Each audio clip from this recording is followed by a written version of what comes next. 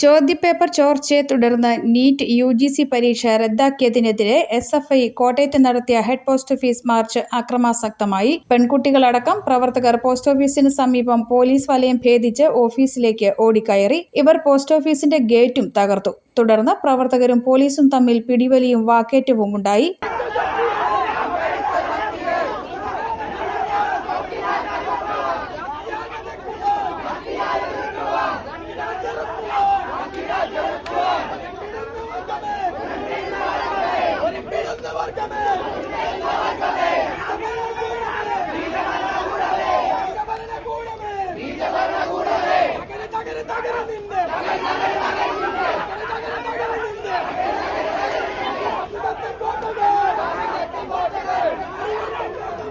ഇതോടെ പോലീസ് ലാത്തി വീശിയാണ് പ്രതിഷേധക്കാരെ നിയന്ത്രിച്ചത്. ഇതിനിടെ പോലീസിനെ വെട്ടിച്ച് പ്രവർത്തകർ ഓഫീസിലേക്ക് ഇരച്ചു കയറി.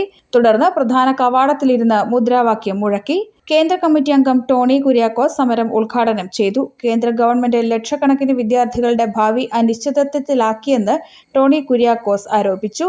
ഈ രാജ്യത്തിന്റെ സർക്കാർ, മോദി ഭരണകൂടം രാജ്യത്തിലെ വിദ്യാഭ്യാസ മേഖലയെ കോർപ്പറേറ്റുകൾക്ക് വിറ്റുതുലയ്ക്കുന്നതിന്റെ ഭാഗമായി, കച്ചവടവൽക്കരണത്തിന്റെ ഭാഗമായി നീറ്റ് എക്സാമിന്റെ ചോദ്യപേപ്പറുകൾ കുറെ മാഫിയകൾക്ക്, കോച്ചിംഗ് സെന്റർ മാഫിയകൾക്ക് വിറ്റുതുലയ്ക്കുന്ന സാഹചര്യം ഉണ്ടായി. 600-700ഓളം മാർക്കിന്റെ ചോദ്യങ്ങളിൽ ഭൂരിപക്ഷം ചോദ്യങ്ങളും ഊഹ ചോദ്യപേപ്പറും കോച്ചിംഗ് സെന്ററിന്റെ വാട്സ്ആപ്പ് ഗ്രൂപ്പുകളിൽ പ്രചരിക്കപ്പെട്ട അതേ ചോദ്യപേപ്പറിലെ ചോദ്യങ്ങൾ തന്നെയാണ് യഥാർത്ഥ ചോദ്യപേപ്പറിലും ഉണ്ടായിരുന്നത്. എന്തുകൊണ്ടാണ് സാധാരണക്കാരായ ഈ രാജ്യത്തിലെ മനുഷ്യർ പഠിച്ചുകൊണ്ട് വലിയ കോച്ചിംഗ് സെന്ററിലൊന്നും പോകാതെ, ലക്ഷക്കണക്കിന് വരുന്ന പണം മുടക്കാതെ ഇരുന്ന് പഠിച്ചുകൊണ്ട് തയ്യാറെടുക്കുന്ന വിദ്യാർത്ഥികൾ ചോര നീരാക്കി പഠിച്ച അവരുടെ അധ്വാനം, അതിനെയാണ് ഒരു ദിവസം കൊണ്ട് ഈ രാജ്യത്തിന്റെ ഭരണകൂടം റദ്ദ് ചെയ്തിട്ടുള്ളത്.